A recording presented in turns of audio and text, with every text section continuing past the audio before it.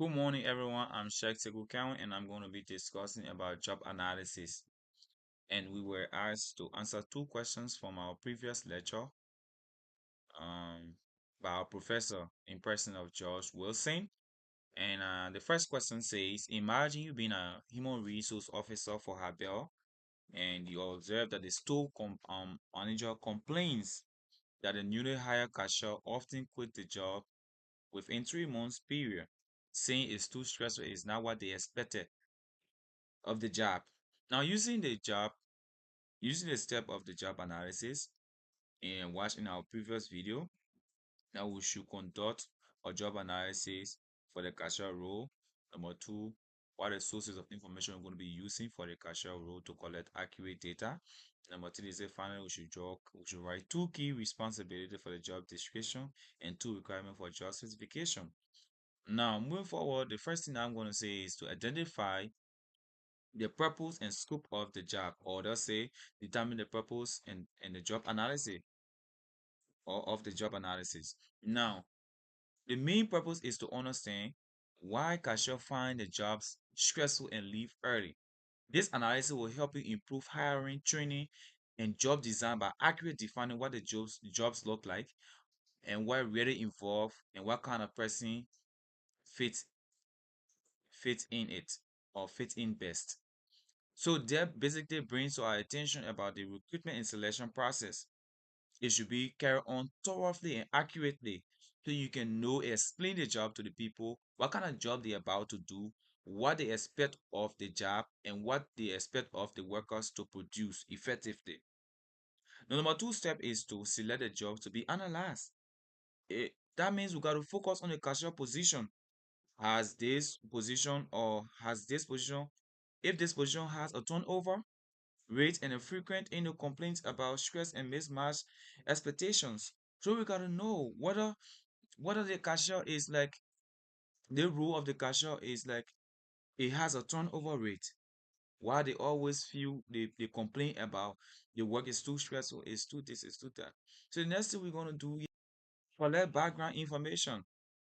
Basically, when we collecting the background informations, we look at the current job description and training manuals, right? We look at the performance evaluation, employee turnover records. We look at the customer service and policies and operation guidelines. These are things we look out for when doing the collection of the background. So the fourth step we're going to be using is to collect job data. That is the information or sources, right? So number one, we're going to be using the observation. Watch the current cashier performing on duties. Their duties during the busy and slow period to see the actual workflow. And the whether the stress point and every other thing involved. So you got to observe them direct, know the kind of work they are doing that is saying that the work is too stressful. Observe them. That observation is direct observation. Your free time or when the cashier is working, you come and observe and know the kind of thing they are doing, how the workflow, how what's actually the stress is coming from, where what their expectation at the job. And number two is to conduct an interview. You got to conduct a structured interview with the current and former cashier that have already left and supervisor, and maybe with the store manager as well to understand the job challenge and necessary skill. That is asking questions about how the job is going, what they expect, what they want to do, what are things you can provide for the job, so you can be able to navigate those things, in order to get the cashier role very smooth or moving smoothly. Number three is we gotta do a questionnaire. Distribute job analysis questionnaire to gather detailed input from several employees about tasks, tools, and working condition and required ability. These are things we look out for. Now, number five, we're going to talk about the analyzing information. So after you shall have um identified the purpose, you select the job analysis, you do you call it a background check and every other thing. The next thing you analyze the information you're going to gather.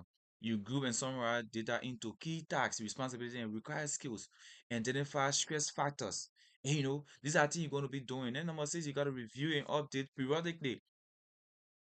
So that often like involved in implementing the job description and specification. and review turnover rate, employee feedback, and after every 6 months. Like, you have to do this on a regular basis. It should be it should be it should be visited on a regular basis. Maybe after 1 month period, maybe 2 months, 3 months, or 6 months, it have to be done. So now we're also asking the number two question to say, what are the sources we're going to be using for job analysis? For me, I will use the direct observations and the interview. Because if I always observe and watch the cashier during the working time, I will know what makes the work stressful and what makes the work not stressful. If they don't know the job, I will know. If they know the job, I will know. So I'm going to observe them directly to know what it just actually looked at, that they're complaining that it's too stressful after 3 months period. Cashiers are leaving and the role is vacant and people keep coming, going, keep coming, going. So I'm going to observe it, and the next thing I'm going to interview, I'm going to ask those few cashier that have left, those few workers that are employed that are already left, and those that are coming and they are still complaining that the work is stressful. I'm going to conduct an interview to know what needs to be done, what needs to be changed, and what needs to be provided for the job. And moving forward, we're going to be discussing the key responsibilities, the two key responsibility of job description, and two responsibility key responsibility of or required for the job specification. So now let's look at the job description. What is job is it outlines the job description outlines the task, the duty, responsibility, the working conditions, everything. So now we're talking about the job description, two responsibility. First, I will say number one, I will discuss about the I will process customer purchase quickly and accurate using the point of POS, right? The system is showing correct pricing and caching handling.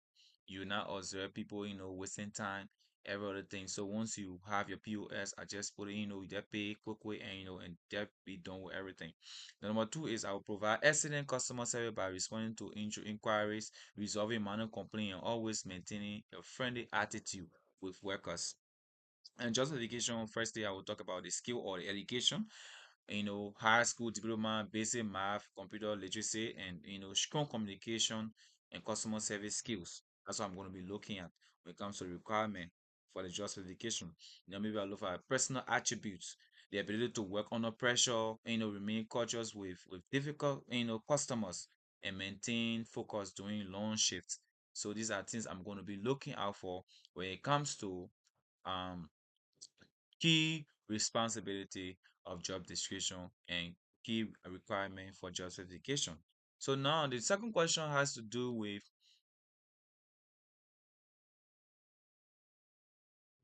so the number two question has to do with the hospital administrator asks you to review the role of the receptionist at the GFK hospital. Patients have been complaining about long waiting times and poor communication from the receptionist. The administrator suspect that the job may not be well defined or clarified. As a human resource practitioner or officer applying job analysis, what method will you use to understand the receptionist tasks, challenges, and required skill? After completing the analysis, you should list maybe working, you should list working condition that should be included in the job description, one essential skill or attribute that should appear in the job specification.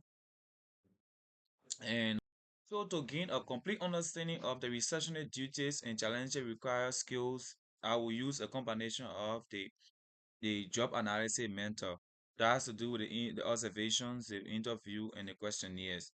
So these are things I'm going to be looking out for.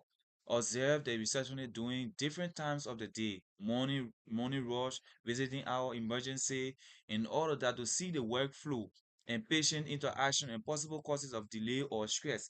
Why they are complaining that the people are the worker or employee, the receptionist is too slow. Number two is to carry on an interview. I will conduct a structured interview with the receptionist, hospital administrator, and doctor, nurses, and it may be a few patients, to understand the expectation and the communication challenges and the workload issues as to how you relate why the thing is too slow, why is the employee is responding is slow, or why employee responding is slow to patients and staff as well. So the next thing I'm going to be a questionnaire, maybe distribute a short questionnaire to receptionist staff to gather details about the daily tasks, the difficulty faced, the skill needed to handle the job effectively and efficiently. So now maybe the next thing I'm going to do a review of documents, examine existing hospital policies, dusted rules and standard operating procedure to see what the official expected versus about the actual job being done. So now the next thing is to what? Maybe you give the next question I think is to essential skill or attribute that should appear in the job specification. So now maybe I would say working condition for job description, right? That would be